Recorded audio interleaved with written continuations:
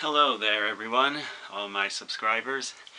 As promised, I am going to start giving you movie reviews, and for my first movie up, I thought I would review a movie that I really love, Mad Max Fury Road.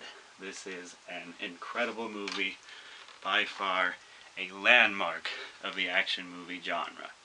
Now, before I get into the review and discussing the movie, I thought I would show what, as Chris Stuckmann said in his review of the film, are action movie milestones, also known as action movie landmarks.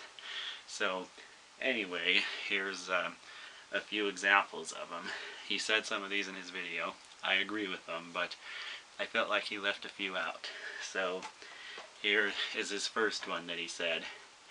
Indiana Jones and the Raiders of the Lost Ark.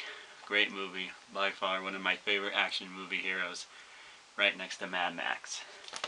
And then, released in the same year of 1981, was another Mad Max movie, which you can tell Fury Road took inspiration from. Mad Max 2: The Road Warrior, one that starred Mel Gibson. A truly great action movie that still inspires action movies to this very day. And you can clearly see that in some scenes in Fury Road. And another landmark of the genre was Die Hard. This movie was a game changer in the genre.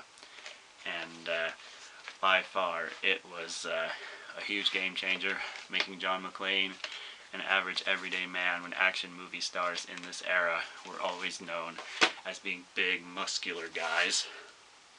And they were just always known for that and always saying like cheesy one-liners, and John McClane wasn't like that. And then came an action movie sequel that blew away the original. Terminator 2: Judgment Day. By far one of the best action movies ever. This was for sure a landmark, and the visual effects have changed the film industry forever, along with action movies. And then for this one, only pay attention to the first movie, The Matrix. This was also another game changer in the action movie genre with the bullet time effect, which I feel like by today's standards it gets really overused, but it was mind-blowing for the time. Then there's also one that I thought Chris Stuckmann left out, The Bourne Ultimatum. This is another great action movie, and I feel like this was another one that changed the genre for the better. It was really great, and by far one of Matt Damon's best movies. Then there was The Dark Knight, another pretty big game changer. And then after that, one that I felt like Chris Stuckmann left off was Skyfall. By far one of the best James Bond movies with some great well-filmed action.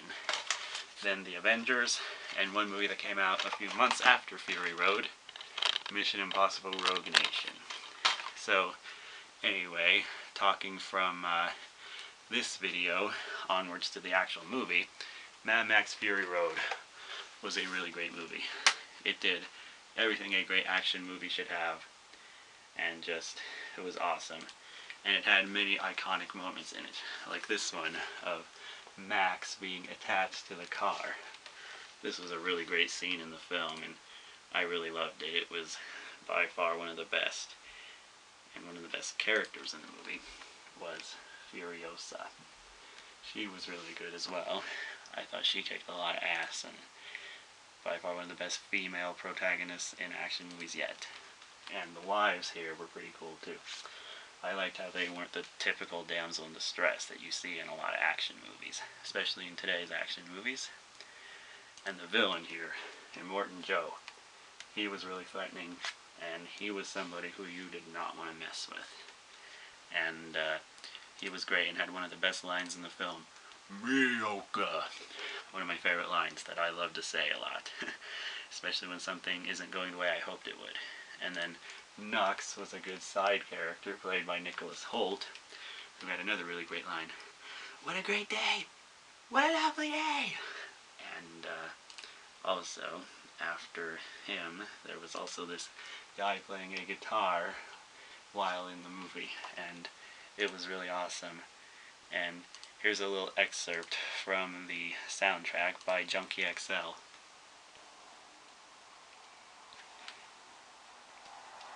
This is a really great soundtrack. Just listen to it. Gets you pretty pumped up, doesn't it? The music was great to this movie also, and the direction was really good. George Miller, boy, that guy knew what he was doing with this movie. He directed it as if he was a young director, hungry and wanting to make a great movie. And I feel like this movie trumps all the other Mad Max movies. It is just that good, and the action was filmed so greatly. It blended practical effects made by hand with visual effects perfectly. And when there are visual effects used, you can't really tell. So, yeah, overall, and the plot was very good. And just to briefly go over my rating system, the way I'm going to rate it are by Durans.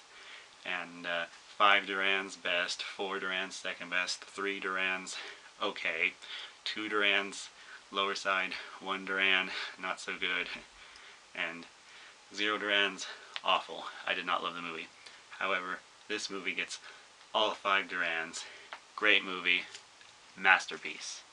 That's why here soon I'm going to do a video on why I say it's a masterpiece of the action movie genre. I hope you like this video, like it if you like it, and subscribe for some more great content. Peace.